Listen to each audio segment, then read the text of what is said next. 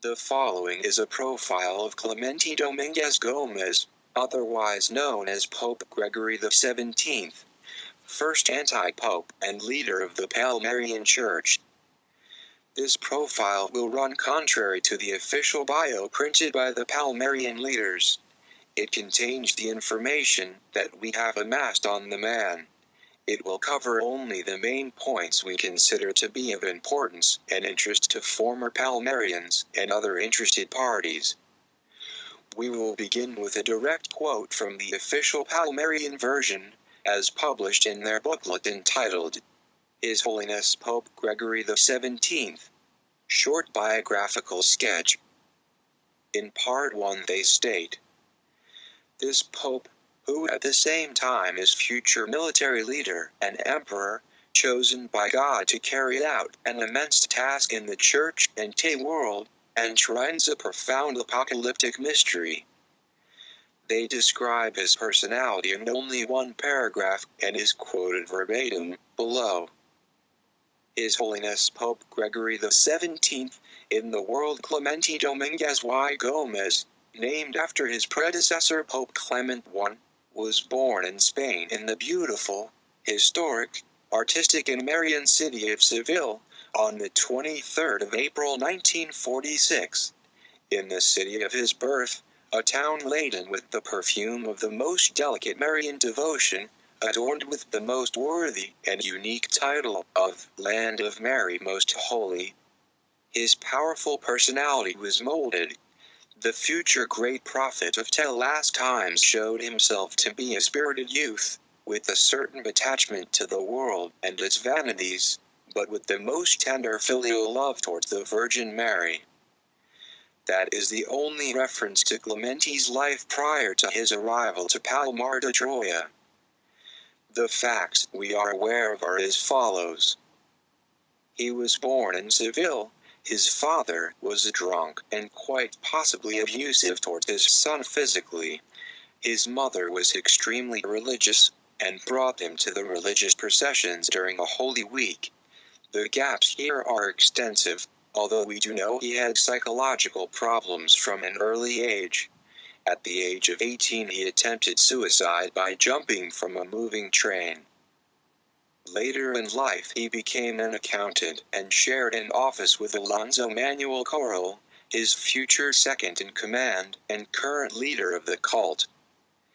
Concerning the quote, a certain attachment to the world and its vanities, Clemente was a homosexual and well known around the Seville gay scene during his youth. He acquired the alias, La Volta, meaning, the voyeur, in English. It was during this time he met Carmelo Pacheco Sanchez, a barman in a Seville gay club Clemente frequented. Carmelo was also known as the dancer, as he danced flamenco. Carmelo would follow Clemente and Alonso to Palmar, and eventually become the third-in-command as Father Elias. He died during the 1990s in a car accident.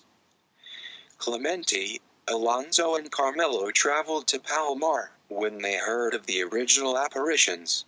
At this time there were already seers at the site who claimed visions.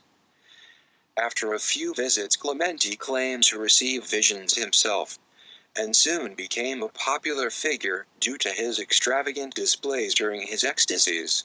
Soon after this the original seers accused Clemente of faking his visions to suit his agenda. There was a rift in the group and Clemente prevailed. The rest is well documented. Clemente himself, as an individual, was reported to have been extremely charismatic, intelligent and talkative. In fact, some ex-bishops have reported he was very pleasant company.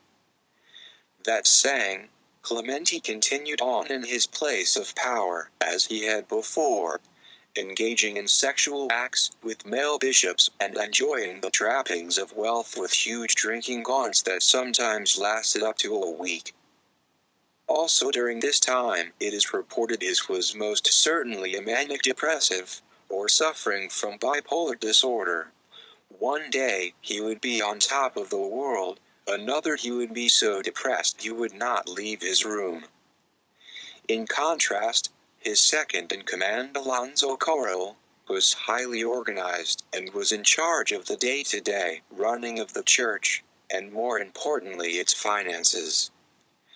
Clemente, however, was the figurehead for the people, and delivered his messages from Jesus on an almost daily basis. Whether these visions were a result of his psychological problems, or he was downright faking them can be debated. However, due to the sheer amount and the content of some, it is almost certain that he was faking them for his own gain.